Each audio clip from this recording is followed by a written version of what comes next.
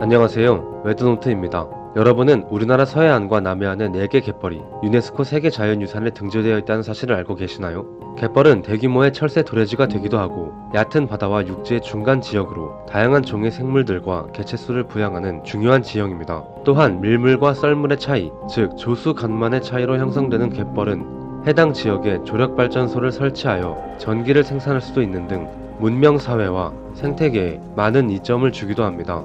그런데 이런 갯벌을 만들어내는 밀물과 썰물은 대체 어떻게 생기는 걸까요? 왜 바닷물은 하루에 2번씩 들어왔다가 또 나가는 걸까요? 오늘은 이러한 밀물과 썰물을 만들어내는 천문 현상인 조석 현상에 대하여 알아보는 시간을 가져보도록 하겠습니다. 태양 주위를 돌고 있는 지구를 비롯한 행성들, 그리고 그 행성을 돌고 있는 위성들을 비롯한 천체들은 물론 우주에 존재하는 모든 질량을 가진 물체들은 서로를 잡아당기는 힘이 있습니다. 우리가 중력이라고 부르는 이 힘은 천체들이 그 크기를 유지할 수 있게 해주며 안정적인 궤도로 중심 천체를 공전할 수 있게 해주는 우주의 기본적인 힘 중 하나입니다.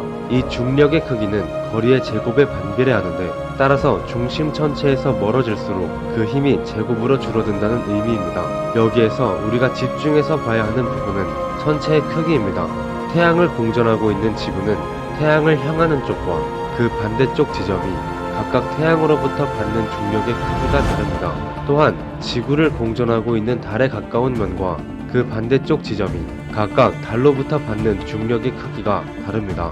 복잡한 과정을 생략하고 결론만 알아보자면 지구에 가하는 중력은 태양보다 달이 더욱 강합니다. 이는 태양이 덩치에 비하여 너무 멀리 있고 달은 가까이 있기 때문에 그런 것으로 이 자체는 그렇게 특별한 상황은 아닙니다. 이에 따라 달이 가까운 지구의 지표는 그 반대쪽보다 달의 중력의 영향을 더 많이 받게 되는데 바로 여기에 조석 현상의 원인이 있는 것입니다. 그림과 같이 태양이나 달을 향한 지구의 표면의 유체, 즉 물과 공기는 해당 방향으로 잡아당겨집니다.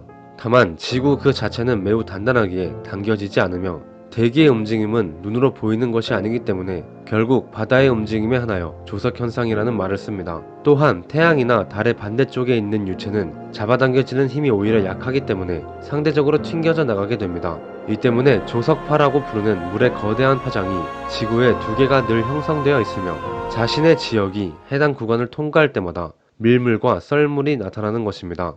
정리하자면 태양이나 달이, 특히 주로 달이 잡아당기는 쪽과 그 반대쪽에서 밀물이, 두 지점의 90도 지점에서 썰물이 나타나는 것입니다. 그렇다면 여기서 또 하나의 궁금한 점이 생깁니다. 그렇게 거대한 바다에 엄청난 양의 물을 잡아당기는 달이 왜 솜털 하나 끌어당기지 못하는 걸까요? 이는 비율을 생각하지 못한 직관에서 발생하는 오류로 바다의 평균 수심은 약 3000m인데 반해 조수간만의 차는 고작 몇 미터에 불과합니다. 즉 높이 기준으로 0.1% 정도 움직이는 것으로 이 정도의 중력 차이로는 정작 먼지 하나 눈에 띄게 들어올리는 것도 불가능하다는 것을 금세 알 수 있습니다.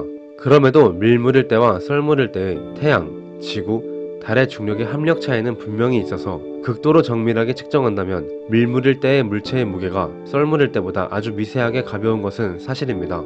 특히 슈퍼문이 남중했을 때의 적도 부근과 극지방 부근의 중력 차이는 실제로 소폭 유의미한 차이를 보이기도 합니다. 또한 밀물과 썰물은 태양과 달의 영향을 기본으로 발생하지만 지형의 영향을 매우 많이 받기 때문에 인접한 지역끼리도 물때의 시간이나 그 정도가 크게 차이가 나는 경우가 있기 때문에 바닷가에 방문한다면 반드시 물때와 밀물, 썰물의 정도를 파악하는 것이 중요합니다. 참고로 이 조석 현상에 천문학적으로 매우 재미있고 중요한 특징이 하나 있는데 바로 로슈 한계입니다. 이는 어떤 천체가 다른 큰 천체에 가장 가깝게 갈 수 있는 한계로 이 한계를 넘어서면 앞서 살펴본 천체의 앞면과 뒷면에 가해지는 중력의 차이, 즉 조석력의 영향으로 천체가 박살나게 됩니다. 이렇게 로슈 한계를 지난 천체는 부서져서 가스 행성들의 고리를 형성하기도 했습니다. 또 1992년 7월에는 목성 주변을 돌던 슈메이커 레비 혜성이 목성의 로슈 한계를 지나면서 수십 개로 조각난 뒤 2년 뒤인 1994년 목성에 차례로 충돌하는 일도 있었습니다.